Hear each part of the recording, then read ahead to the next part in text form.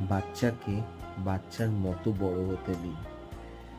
বাচ্চাকে সবসময় প্রেশারাইজ করবেন না কোনো কিছু নিয়ে। কারণ তারও তো লাইফ। তাকে আস্তে ধীরে গড়তে দিন। সে যখন আম ধীরে, ধীরে ম্যাচিউর হবে, তখন সে তার নিজের কাজগুলো ঠিকই বুঝতে পারবে, করতে শুরু করবে।